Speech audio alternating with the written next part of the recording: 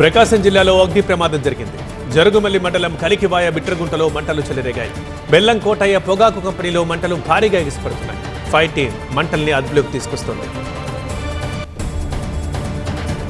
Kerala Kannur bus stand సమీపంలోని షాపుల్లో మంటలు చెలరేగాయి.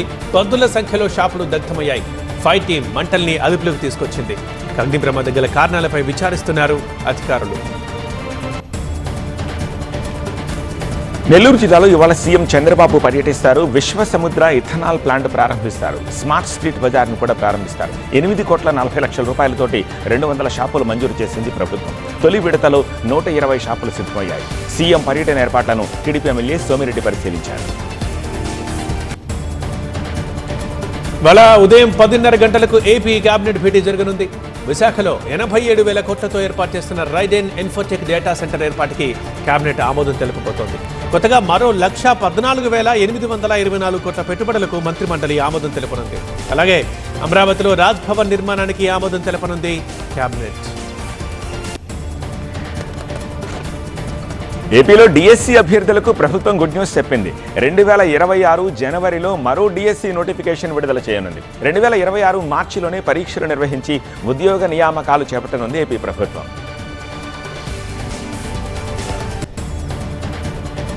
ఉప్పాడ మత్స్యకారులకు అండగా ఉంటానంటూ హామీ ఇచ్చారు AP deputy CM Pawan Kalyan. మత్స్యకార సంఘాల నాయకులతో కాకినాడ జిల్లా కలెక్టర్, అన్ని పార్టీల నేతలు మాట్లాడి వారి సమస్యల పరిష్కారానికి చర్యలు తీసుకుంటారని చెప్పారు. కేంద్రం నుంచి ఉప్పాడ సీ ప్రొటెక్షన్ నిధులు తెస్తామన్న పవన్ 323 కోట్లు ఇచ్చేందుకు కేంద్రం సానుకూలంగా ఉందని తెలిపారు.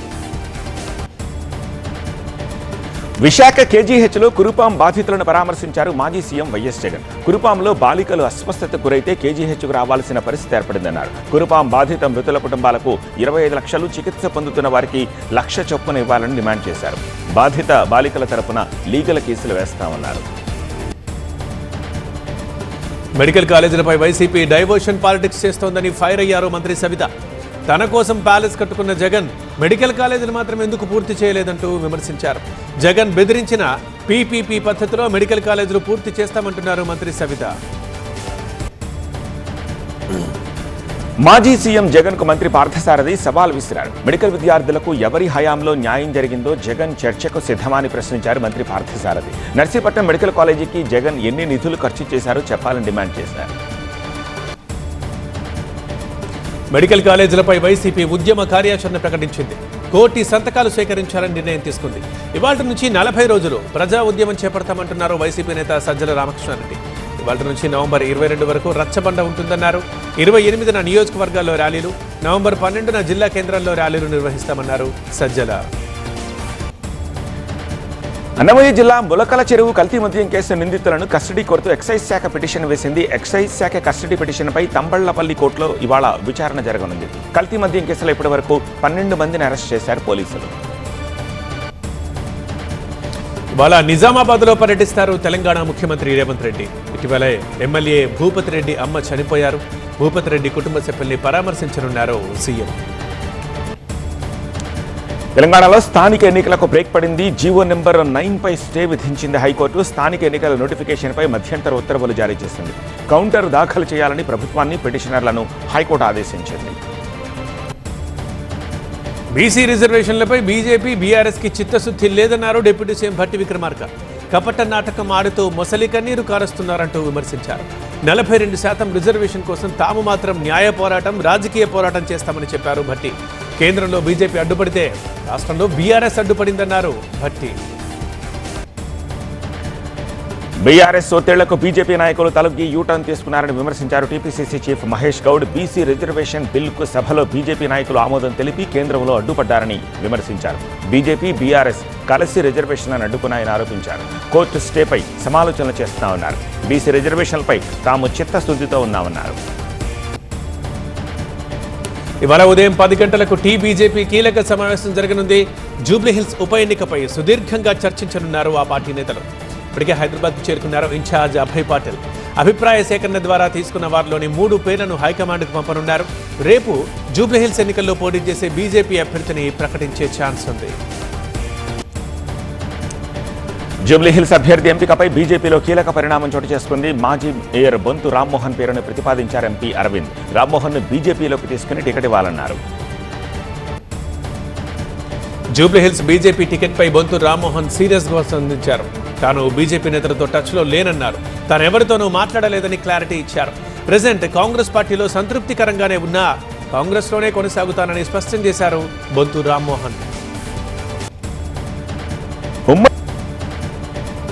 అనంతపురంలో పోలీసులు మెరుపు దాడులు చేశారు. పేకాట స్థావరాలపై గంజాయి విక్రయిస్తున్న ముఠాపై నిఘా పెట్టారు.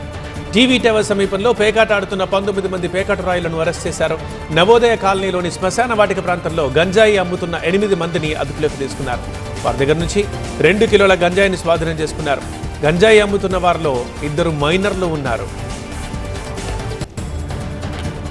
సత్యసాయి జిల్లా నల్లచెరువు సచివాలయం 2లో పనిచేస్తోన్న వెల్ఫేర్ అసిస్టెంట్ విజయ్ చేతివాటం ప్రదర్శించాడు. 2 ఏళ్లుగా ఓ వితంతు మహిళకు ప్రభుత్వం అందిస్తోన్న పెన్షన్ కొట్టేస్తున్నాడు. వెల్ఫేర్ అసిస్టెంట్ విజయ్ వ్యవహారంపై ఉన్నతాధికారులకు ఫిర్యాదు చేశారు ఎంపీడీఓ.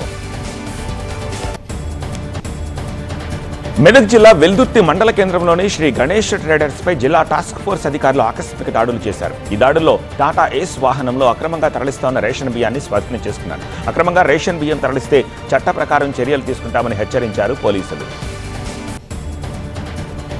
కాఫ్ సిరప్ వ్యవహారంపై ఇవాళ సుప్రీంకోర్టులో విచారణ జరగనుంది. న్యాయవాది విశాల్ పిటిషన్పై సుప్రీం విచారించనుంది. కేంద్ర రాష్ట్ర ప్రభుత్వాలతో పాటు ఔషధ నియంత్రణ సంస్థలకు ఆదేశాలు ఇవ్వాలని పిటిషన్ వేశారు. సిరప్ అమ్మకాలు నిషేధించాలని కోరారు పిటిషనర్ విశాల్ తివారీ. ఆస్ట్రేలియా పర్యటనలో ఉన్న రక్షణ శాఖ మంత్రి రాజ్నాథ్ సింగ్ కాన్బెర్రా యుద్ధ స్మారకాన్ని సందర్శించారు. ఆస్ట్రేలియా తరపున పోరాడి అశువులు బాపిన భారతీయ సైనికులకు శ్రద్ధాంజలి ఘటించారు. కశ్మీర్లో శాంతి భద్రతలకు విఘాతం కలిగించే ఏ ప్రయత్నాన్నైనా అణచివేసేందుకు భద్రతా బలగాలకు సంపూర్ణ స్వేచ్ఛ ఉందని హోంమంత్రి అమిత్ షా తెలిపారు. జమ్మూ కశ్మీర్లో శాంతి భద్రతలపై ఆయన ఢిల్లీలో ఉన్నత స్థాయి సమీక్ష నిర్వహించారు. ఆయుష్మాన్ భారత్ పథకం ప్రపంచంలోనే అతిపెద్ద ఆరోగ్య సంరక్షణ పథకమని కేంద్ర ఆరోగ్య మంత్రి జగత్ ప్రకాష్ నడ్డా తెలిపారు. 62 కోట్ల మందికి 5 లక్షల రూపాయల ఆరోగ్య రక్షణ అందుతోందని వెల్లడించారు. బంగారం ధర పెరుగుతోంది. 24 క్యారెట్ల బంగారం 10 గ్రాముల ధర 220 రూపాయలు పెరిగి 1,24,150 రూపాయలకు చేరింది. హైదరాబాద్లో 22 క్యారెట్ల బంగారం 1,13,800 రూపాయలకు చేరింది.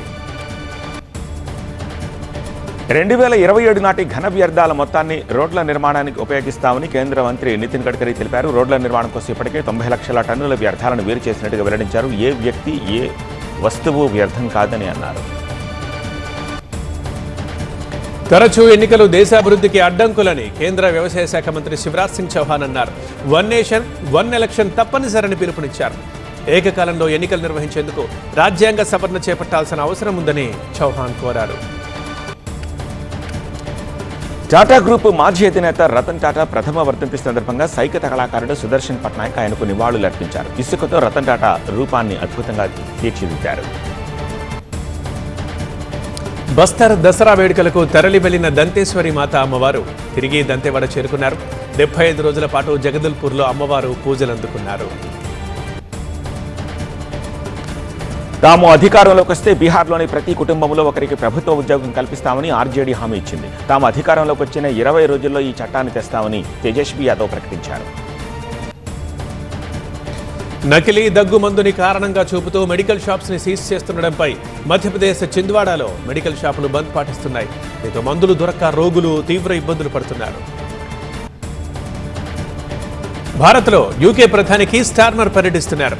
వలసల కట్టడికి డిజిటల్ ఐడి దిశగా యూకే ప్రభుత్వం పావులు కదుపుతోంది. యూకేలో ప్రవేశపెట్టబోయే డిజిటల్ ఐడి వ్యవస్థ కోసం భారత్ ఆధార్పై ప్రధాని కీర్ స్టార్మర్ అధ్యయనం చేస్తున్నారు. ఆధార్ రూపకర్త నందన్ నీలేకనిని కలిశారు స్టార్మర్.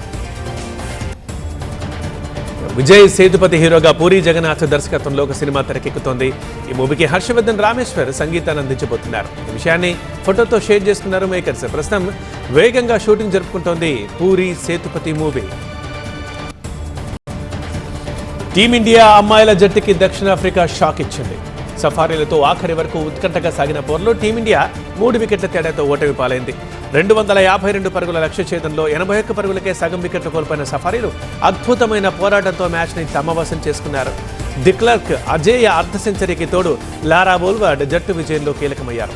అయితే తొలుత రిచా ఘోష్ అర్ధ సెంచరీతో భారత్ 49.5 ఓవర్లలో 251 పరుగులు చేసింది. రిచా అద్భుతంగా ఆడింది. అలాగే ప్రతికా రావల్, రాణాలు ఆకట్టుకున్నారు. స్వదేశంలో వెస్టిండీస్తో టెస్ట్ సిరీస్ ఆడుతున్న టీమిండియా ఇవాళ రెండవ మ్యాచ్లో తలపడనుంది. ఢిల్లీలోని అరుణ్ జైట్లీ స్టేడియం వేదికగా ఇరు జట్ల మధ్య జరగబోయే ఈ మ్యాచ్లో గెలిచి సిరీస్ను క్లీన్ స్వీప్ చేయాలనే లక్ష్యంతో బరిలోకి దిగుతోంది. తొలి టెస్ట్ను 3 రోజుల్లోనే ముగించిన శుభ్మన్ గిల్ సేన అదే మ్యాజిక్ను రిపీట్ చేయాలనే పట్టుదలతో ఉంది. తొలి టెస్టులో ఆడిన జట్టులో మార్పు లేకుండానే బరిలోకి దిగనుంది భారత్.